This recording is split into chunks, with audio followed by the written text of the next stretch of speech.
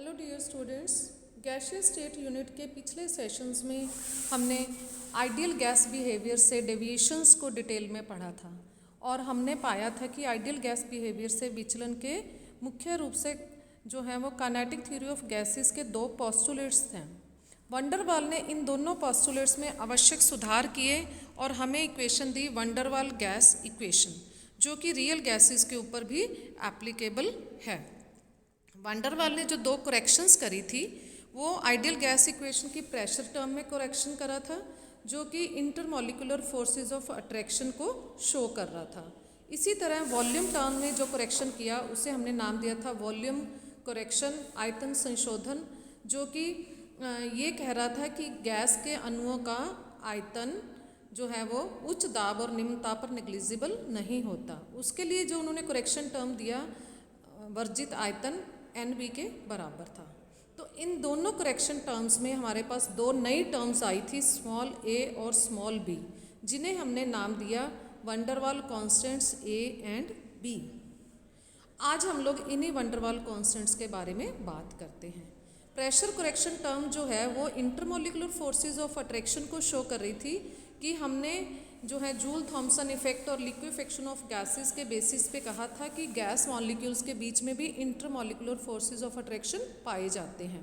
तो किसी गैस के अणुओं के मध्य जितने ज़्यादा अंतर आणविक आकर्षण बल होंगे उतना ही इस सेकेंड टर्म का जो है वो मैग्नीट्यूड होगा। तो गिवन गैस के नंबर ऑफ मोल्स और वॉल्यूम के लिए A का मान उतना ही अधिक हो जाएगा। इसका मतलब हुआ कि ये जो A टर्म है हमारे पास, A term van der Waals constant A जो है वो इंटरमॉलिक्यूलर फोर्सेस ऑफ अट्रैक्शन को रिप्रेजेंट करता है। जिन गैस अणुओं के मध्य जितने ज़्यादा आकर्षण बल होंगे, अंतराण्विक आकर्षण बल जितने अधिक होंगे, A का मान उतना ही अधिक होगा। इसी प्रकार सेकेंड वंडरवाल कांस्टेंट B जो है वो मॉलिक्यूलर साइज, आणविक साइज को रिप्रेजेंट करता है। गैस के अणुओं का साइज जितना अधिक होगा B का मान उतना ही अधिक होगा, क्योंकि साइज जितना बड़ा होगा गैस के अणुओं का एक्चुअल वॉल्यूम जो है, वास्तविक आयतन गैस के कुल आयतन के कंपैरेटिवली ज़्यादा होगा।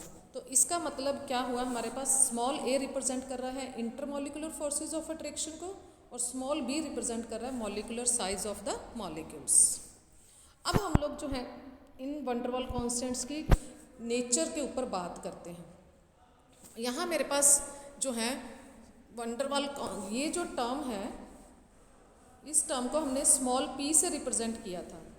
हमने ऊपर जब लास्ट क्लास में प्रेशर करेक्शन टर्म किया था तो वहाँ मेरे पास आया था expression P is equal to AN² by V²। इसको मैं रीअरेंज करूँ तो मेरे पास आ गया small a is equal to PV² by N²। यहाँ पे P जो है वो दाब को रिप्रेजेंट कर रहा है, V आयतन को रिप्रेजेंट कर रहा है, small n number of moles को। तो A के मात्रक जो है वो क्या होंगे, दाब इंटू आयतन का स्क्वायर पर मोल स्क्वायर।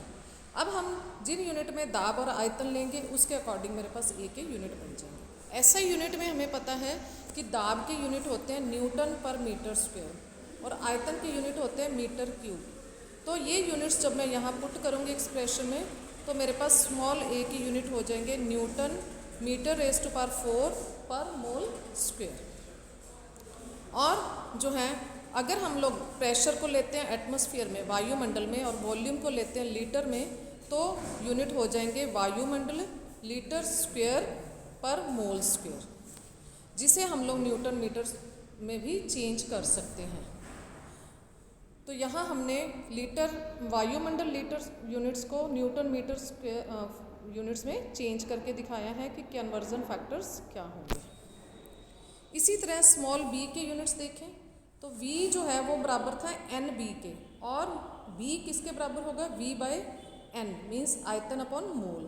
तो जो हम आयतन की यूनिट लेंगे आयतन इंटू मोल इनवर्स। ऐसा यूनिट में अगर हम लोग मीटर क्यूब ले रहे हैं यूनिट्स आयतन के लिए तो B के यूनिट हो जाएंगे मीटर क्यूब पर मोल। इसी तरह अगर हम लोग जो है इसको लीटर मोल में चेंज करना चाहें तो 1 लीटर पर मोल जो है वो 10⁻³ मीटर क्यूब पर मोल के बराबर होगा।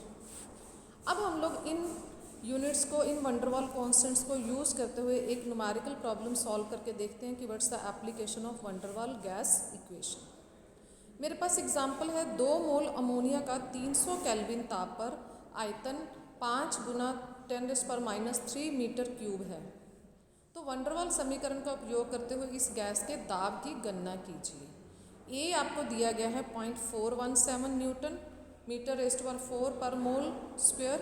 बी की वैल्यू दी गई है 0.037 × 10⁻³ मीटर क्यूब पर मोल। सबसे पहले हमें यूनिट्स की ओर देखना होता है। तो यहाँ हम देखें तो सभी वैल्यूज़ हमें एसआई यूनिट में दी गई हैं, तो इसलिए कोई कन्वर्जन करने की ज़रूरत नहीं है। अब हम वंडरवाल गैस इक्वेशन को लेते हैं एन मोल्स के लिए। ये इक्वेशन आ गई मेरे पास। इसको रीअरेंज करके पी की वैल्यू कैलकुलेट कर लेते हैं और जो है सिंपली यहाँ पे वैल्यूज़ आपने पुट करनी है जो आपको ऊपर दी गई हैं और आपके पास प्रेशर की वैल्यू आ जाएगी 9.45 × 10⁻⁵ न्यूटन पर मीटर स्क्वायर।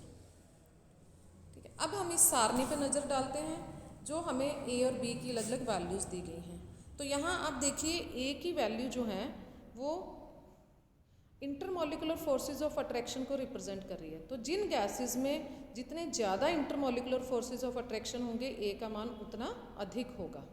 आप देख रहे हैं हाइड्रोजन के अणु छोटे होते हैं साइज़ में, उनमें जो है कंपैरेटिवली इंटरमॉलिकुलर फोर्सेस कम होते हैं, तो 0.244। आगे मेरे पास हीलियम है जो कि इनर्ट गैस है, उसमें आप देखें वैल्यू बहुत कम हो गई 0.034 नए के बराबर। हमें पता है कि हीलियम गैस को कंप्रेस करना बहुत मुश्किल है। पिछले क्लासेस में हमने इजीली कंप्रेसिबल गैसेस की बात करी थी, उनकी ए वैल्यूज़ पे देखें तो कार्बन डाइऑक्साइड की वैल्यू आप देखें यहाँ पे तो वैल्यू जो है वो बढ़ गई है, 3.5 हो गई है। इसी तरह HCl पोलर मॉलिक्यूल है, फोर्सेस ज़्यादा होंगे, 3.6 है। सल्फर डाइऑक्साइड हमने करा था, इजीली लिक्विफाइबल गैसेस में आता है। वाटर में हाइड्रोजन बॉन्डिंग होती है, strong molecular forces of attraction होते हैं। तो आप देख रहे हैं कि कंपैरेटिवली जो है वो ज़्यादा हैं इंटरमॉलिकुलर फोर्सेस ऑफ अट्रैक्शन, जो है बढ़ते जा रही हैं वैल्यूज़। इसी तरह हम बी की बात करें तो जैसे जैसे मॉलिकुलर साइज़ बड़ा होता जाएगा वैसे वैसे बी के मान जो है वो बढ़ते जाएंगे।